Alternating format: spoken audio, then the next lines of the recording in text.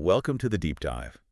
Today, we're plunging into a really fascinating corner of finance, one that challenges some fundamental assumptions about what an asset, a valuable asset, even is.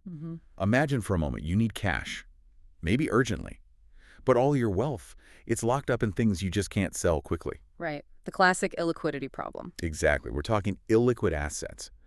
Now, here's the twist. Yeah. What if you could take those assets, the ones you can't sell, and create your own financial products from them? Almost like designing, I don't know, a custom structured deposit, which is usually something a bank packages, right? Precisely. A prepackaged investment, typically. But you do it yourself, Yeah. and then use that creation to get the cash you need. It's a radical idea, and it's our mission for this deep dive. It really is. And our whole exploration today, it hinges on just one single, pretty intriguing document. It's a formal request, actually, for cash liquidity against exactly this kind of unusual self-created structured deposit. Yeah, it's an absolutely compelling concept. This document, it really pushes us to broaden our understanding. It suggests that, an individual can establish a request for cash liquidity against a dollar value of illiquid securities.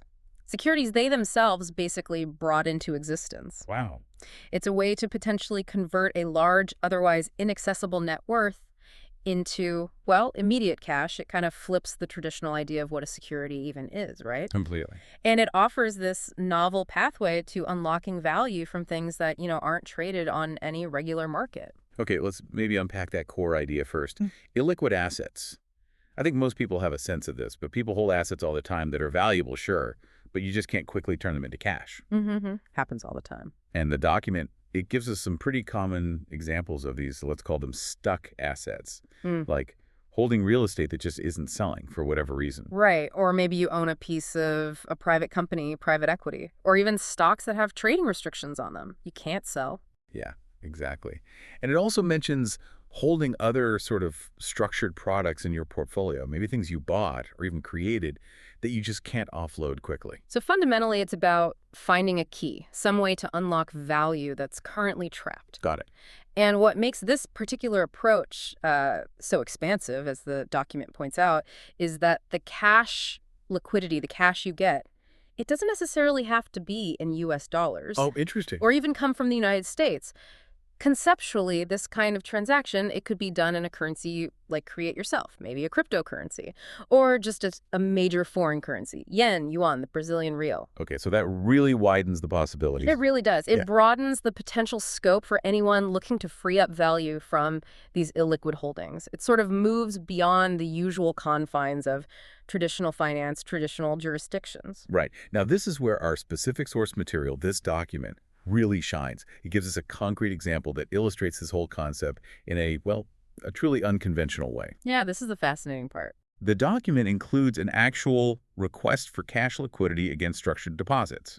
It's from an individual named Tyreek Gaynor-Fray, and it's dated November 2024. And the assets he's trying to get liquidity against are, frankly, they're kind of mind-bending. They're described as, get this, structured, real-world, pegged financial contracts based on undergraduate academic performance, ex post facto. That is quite a mouthful, isn't it? But it's a really critical phrase. Let's break that down a bit. Please. Okay. Structured, real-world, pegged financial contracts. That means these are financial instruments designed specifically so their value is tied or pegged directly to something verifiable, something in the real world. Okay, makes sense. In this case, that something is Tyreek Gaynor-Fray's own academic performance from his undergraduate degree. His grades. Essentially, yes. And that ex post facto part is crucial. It means after the fact. Ah, okay. So these aren't contracts based on future performance, like what he might achieve. No, they're based entirely on past, completed academic performance. So history, not potential. Exactly. The description explicitly says these structured deposits are designed to reflect his undergraduate performance semester by semester after it's already happened. And how does he prove that? How is it verified? Well, the source of this verifiable information, his official Western University transcript. Wow. It's about as literal a real-world peg as you can possibly get, I think. So, okay, if I'm getting this right, we're talking about a world where your college transcript isn't just for, job applications. It could potentially be an item on your balance sheet. Conceptually, yes. That's the implication. He's essentially monetizing his past grades.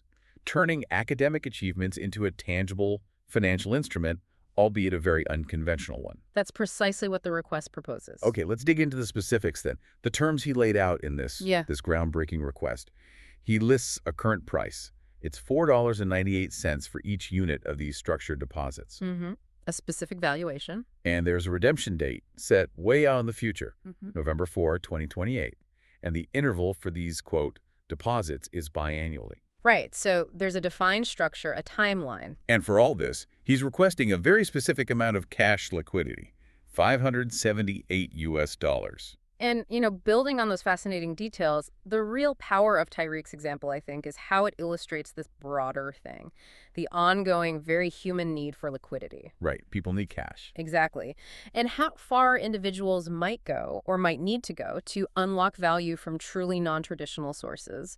Tyreek Gaynor-Fray isn't just, theorizing here. He states very practical reasons for this request. What does he say? He mentions urgent financial needs and also emerging investment opportunities. So this grounds the whole abstract concept firmly in, real-world necessity. Okay, so it's not just an academic exercise for him, pardon the pun. Right, right. And he also makes a point of saying he understands the implications of liquidity requests.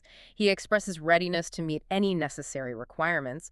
So it's presented as a formal, thought-through financial transaction, not just some wild idea. So, okay, stepping back. What does this all mean for you, our listener?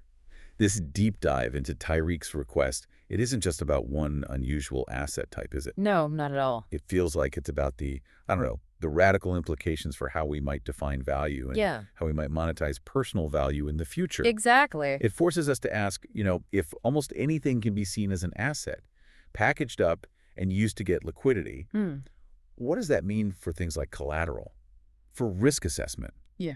For the very structure of personal finance. Huge questions. It really challenges our definitions of wealth and securities, doesn't it? Yeah. By showing how an individual can, at least conceptually, create financial instruments from something as intensely personal and, intangible as their academic record. Absolutely. The true insight here, I think, is the potential for this explosion of bespoke individual-level financial products.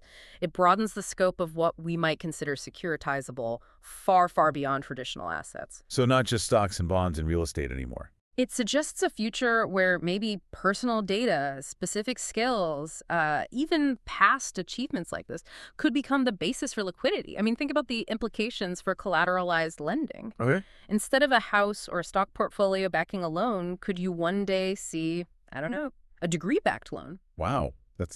This concept, it clearly has both, revolutionary potential and completely uncharted risks for the individual creating it and for any potential lender or counterparty. No kidding.